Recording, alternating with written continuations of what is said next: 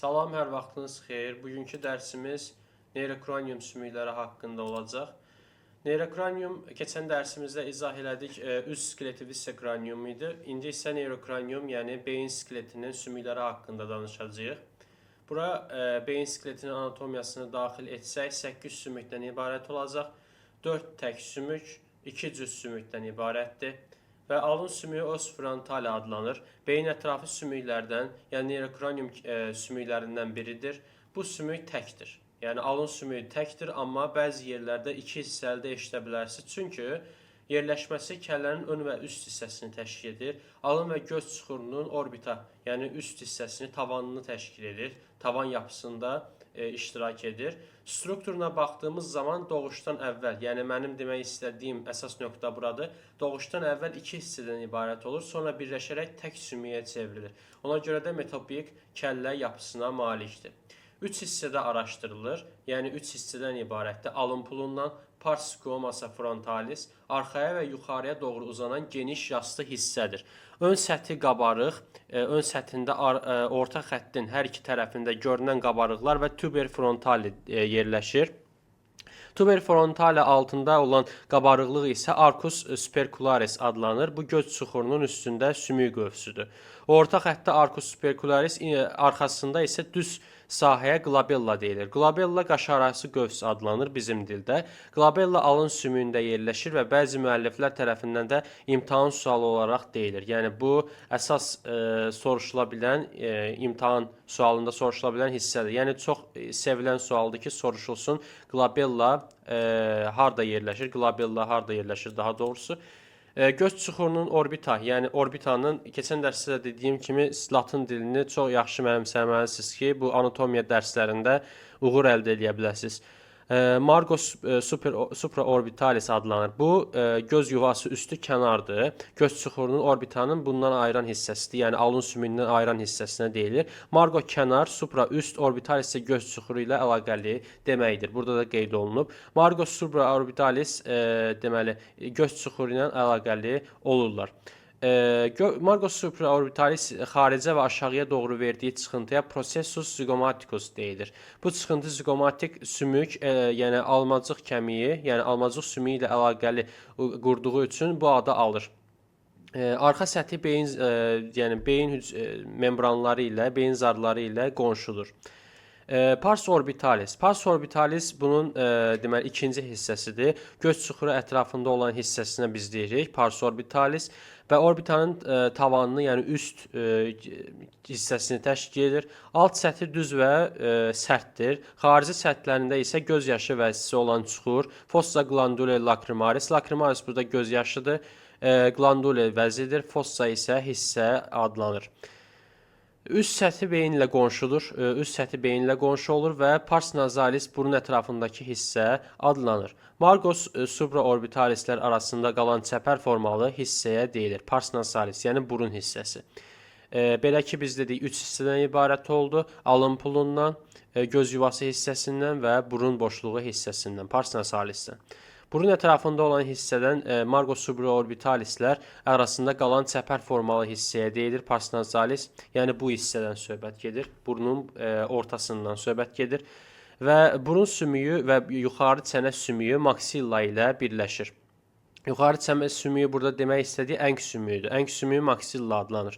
Keçən dəfə də biz bunu qeyd etmişdik. Mandibula alt çənə sümüyü adlanır, yuxarı çənə sümüyü və yaxud əng sümüyü, digər dildə isə maksilla adlanır. Yəni bunları unutmaq olmaz. Yəni ekləm yapar mənası, yəni birləşər mənasında burada ifadə olunub. Alın sümüyünün orta xəttində hər iki tərəfdə arcus supercularislərin, deməli arcus supercularislərin uclarında hizası, bu uc hizasında sinus frontalis yerləşir. Sinus boşluq deməkdir. Cib boşluq mənasına gəlir sinus. Bu sinuslar orta burun keçidində meatus nasi-medius açılır. Deməli, ənsə sümüyü os occipitale adlanır. Alın sümüyü isə deməli parietal sümüyü ilə birləşdiyi tikişlərlə stura coronalis adlanır. Yəni stura tikiş deməkdir. Bunu qeyd etmək istəyirəm əvvəlcə. Stura coronalis və stura sagittalisin, yəni sagittal şırımın kəsişdiyi nöqtəyə bregma deyilir. Ənsə sümüyü occipitali adlanır. Ənsə sümüyü bizim kəllənin ardında yerləşən hissəyə deyilir. Arxa və alt hissəsini təşkil edən bir sümükdür. Bu, beyni əhatə edən 8 sümükdən yəni biridir. Neyrokranium sümüklərindən biridir. Ənsə sümüyü haqqında ətraflı məlumata baxsaq, yerləşməsi demək kəllənin arxa və alt hissəsini əmələ gətirir. Biz bunu dedik. Bayaq da ənsədə yerləşən sümük quruluşudur. Ənsə sümüyü 3 hissədə araşdırılır. Pars squamosa'sa, yəni bu lövhə şəkli, lövhəsi, pulu, yəni lateralisi, yan hissəsi, basilarisi isə taban hissəsi adlanır. Əsas xüsusiyyətlərinə baxsaq, foramen magnum, foramen dəlik deməkdir. Bu ənsə sümüyünün orta hissəsində yerləşən böyük bir dəlikdir. Yəni ön ucunda yerləşir əsasən. Sadəcə bura orta hissədə yazıblar. Pars lateralis hissələri foramen magnumun hər iki tərəfində yerləşir. Clivus beyin sapının oturduğu bir çuxurdur. Bu glabella kimi bu bölgəyə xas bir ad olaraq xüsusi əhəmiyyətə malikdir. Və suallarda qarşımıza eyni zamanda çıxa bilər ki, clivus harda yerləşir? Beyin sapının oturduğu bir çuxurdur. Glabella kimi də bir bölgəyə xasdır. Glabella qaşarası qövsdür. Biz bunu qeyd etdik. Condylus occipitalis foramen magnumun hər iki tərəfində, pars lateralisin alt səthində görünən oval formalı oynaqlı çıxıntılardır. Bu çıxıntılar birinci boyun fəqərəsi olan atlasla birləşir. Atlas bizim 7 fəqərə sümüyümüzün, bilirsiniz ki, məməlilərdə və eyni zamanda insanda 7 fəqərə sümüyünün ilki atlasdır. Birinci boyun fəqərəsindən söhbət gedir.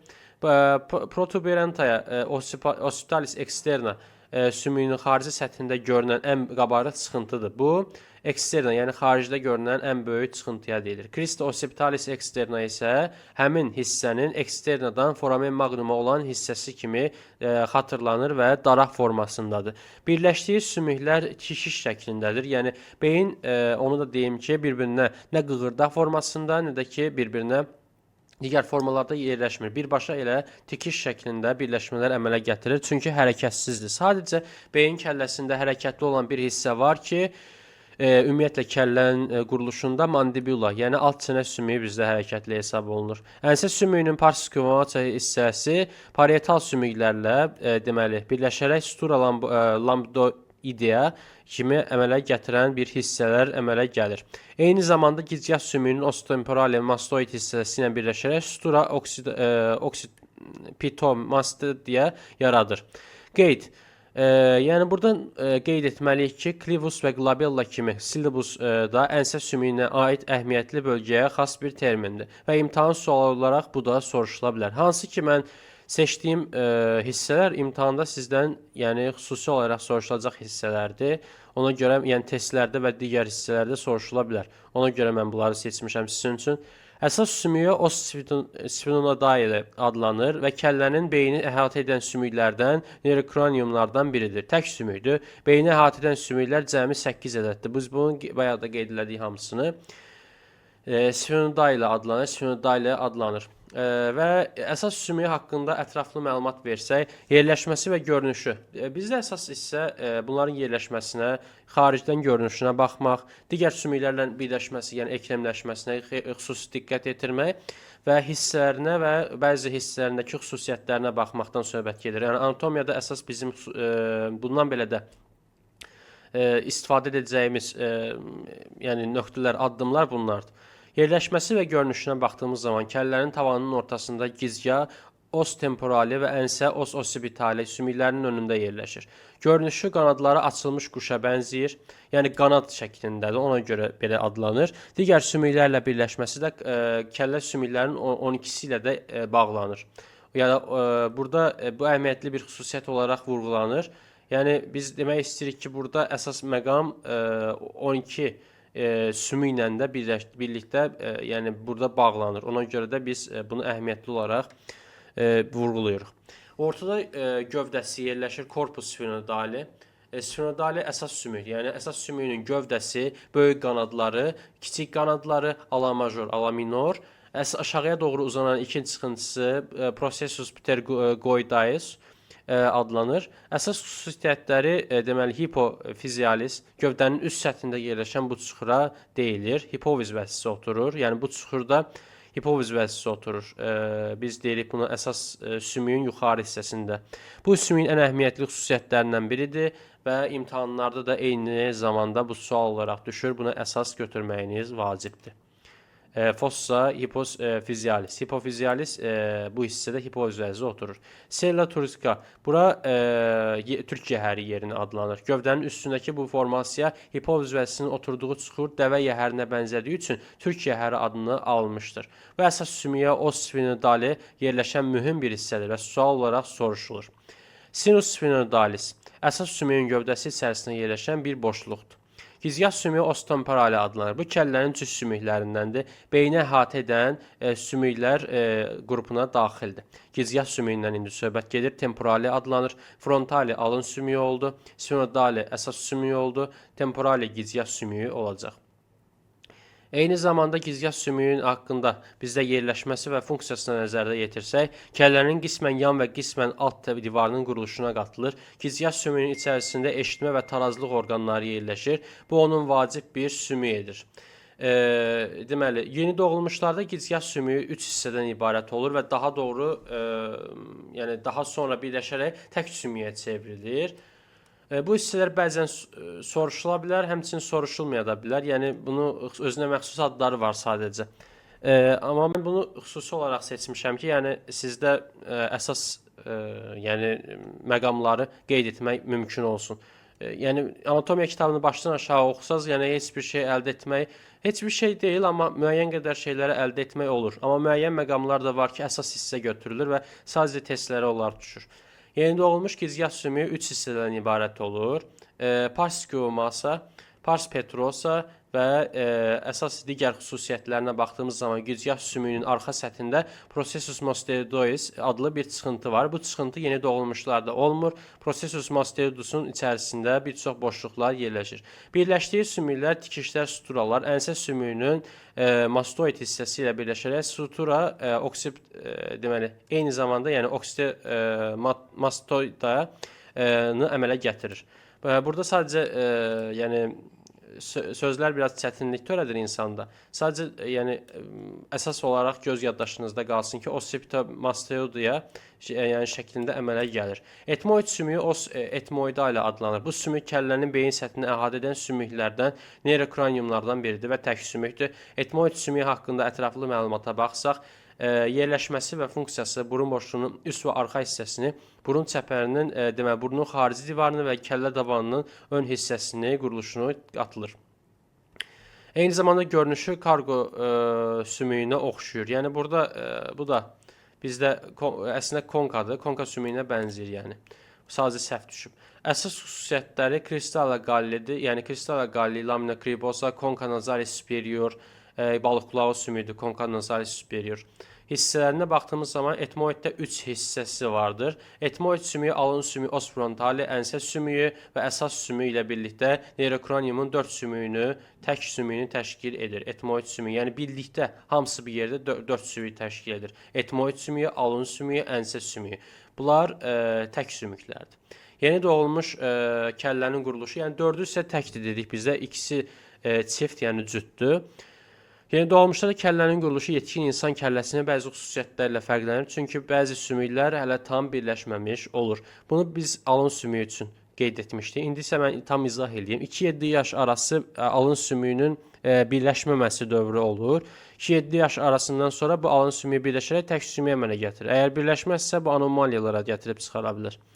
Əsas fərqlər aşağıdakılardır. Alın sümüyü os frontali, doğuşdan əvvəl alın sümüyü 2 hissədən ibarət olur. Daha sonra bu 2 hissə birləşərək tək sümüyə çevrilir. Biz bunu izah etdik.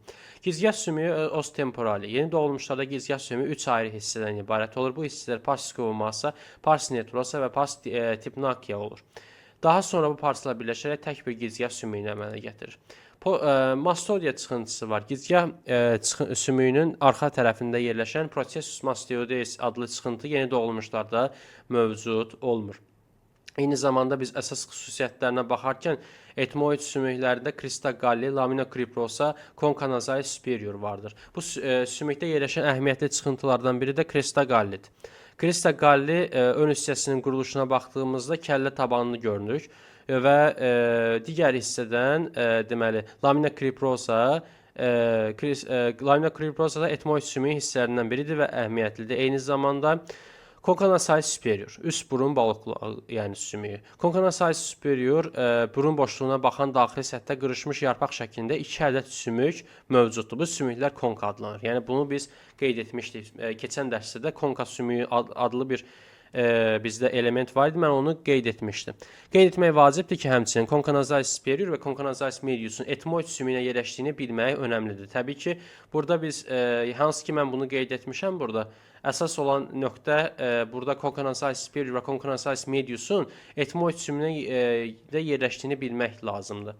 Çünki insanlar tez-tez onları burun sümüyü ilə səhv sala bilirlər. Çünki burun balıq qulağı sümüyü ayrıdır, burun sümüyü ayrıdır. Yəni bunu kəsin şəkildə ayırmaq lazımdır bir-birinə. Eyni zamanda sual olaraq bu sümük soruşulur.